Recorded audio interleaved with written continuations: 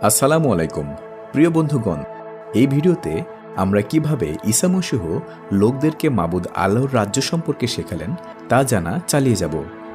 ঈসা মসীহ গরিবদেরকে দান করা, মোনাজাত করা এবং রোজা রাখার সম্পর্কে কি শিক্ষা দিলেন তা দেখব।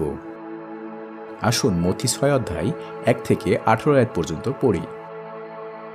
সাবধান, লোককে দেখাবার জন্য ধর্মকর্ম করো না।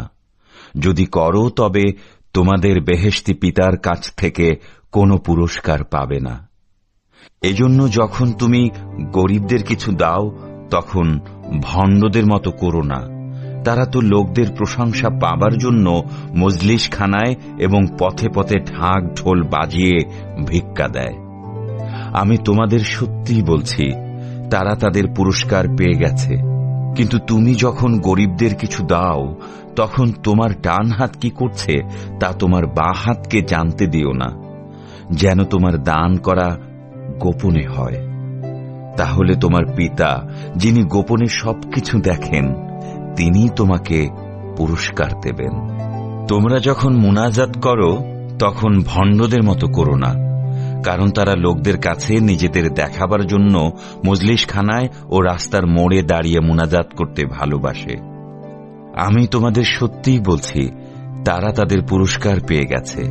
কিন্তু তুমি যখন মুনাজাত করো তখন ভেতরের ঘরে গিয়ে দরজা বন্ধ করো এবং তোমার পিতা, যাকে দেখা না গেলেও উপস্থিত আছেন, তার কাছে মুনাজাত করো।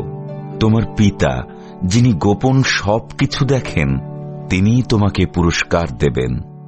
যখন তোমরা মুনাজাত করো তখন অইহুদিদের মতো অর্থহীন কথা বারবার বলো না। অইহুদিরা মনে করে বেশি কথা বললেই আল্লাহ তাদের মুনাজাত শুনবেন।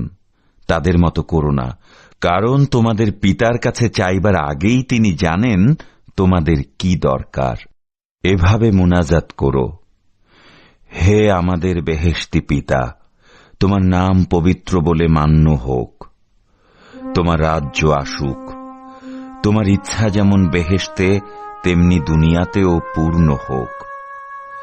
যে খাবার আমাদের দরকার তা আজ আমাদের দাও। যারা আমাদের উপর অন্যায় করে, আমরা যেমন তাদের মাফ করেছি, তেমনি তুমিও আমাদের সমস্ত অন্যায় মাফ করো। আমাদের তুমি পরীক্ষায় পড়তে দিও না, বরং শয়তানের হাত থেকে রক্ষা করো।